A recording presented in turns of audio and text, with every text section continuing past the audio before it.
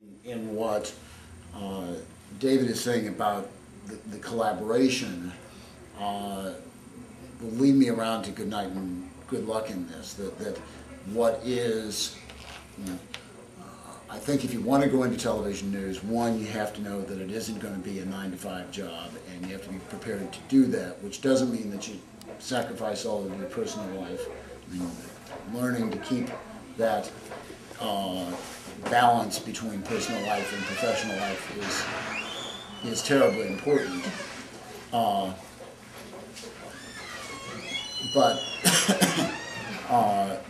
But you will, it won't be a 40-hour week.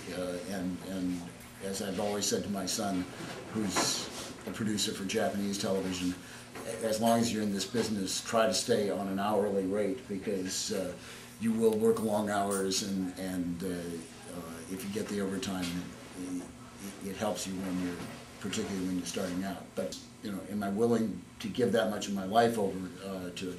The other is, am I a collaborative person?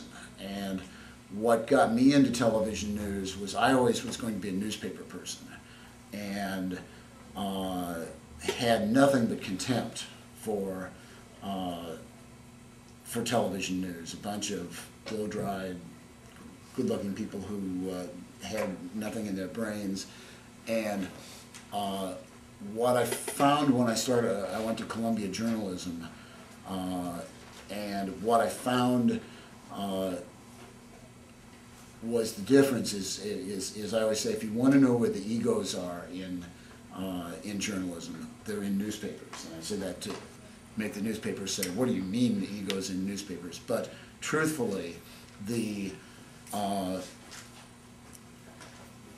when I was doing newspaper stuff, you were given the story, you get on the phone, you make the appointments to visit people and do interviews and do things. You come back and sit at that keyboard and write the story, and you turn it in, and it has your name on it, and it says, by Tom Bettag, and it's my story. And when you call a newspaper person and say, we're thinking of doing something on Nightline, oh, you're gonna rip off my story. And it's my story, and newspapering and writing is a very individualistic sort of thing. Television is all team sport.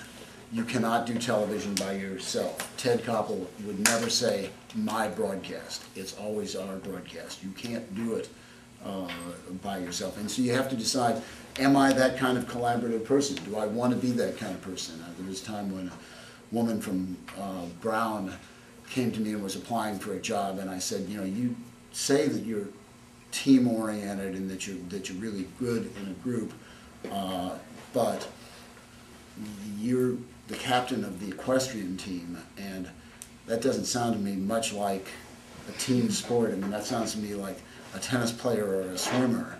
And she said, would you feel better if I told you that if I hadn't been injured last year, I would have been the captain of the rugby team? And I said, yes.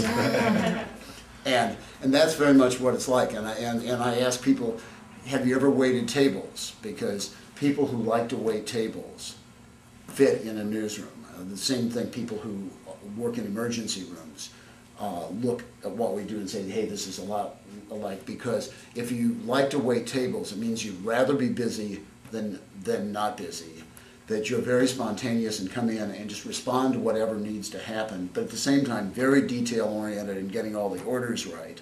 And that you're a people-oriented person and you like the general buzz of the restaurant. But at the end of the day, the satisfaction comes out of just being part of that buzz, and nobody comes up and pats you on the back and says, gee, you did a wonderful job of waiting tables today. The satisfaction grows out of the process. And that's a certain kind of person, and saying, am I that kind of person? Or do I want to be the person who says, give me the stuff and leave me alone and let me do it all by myself, which is much more the newspaper writing sort of thing. But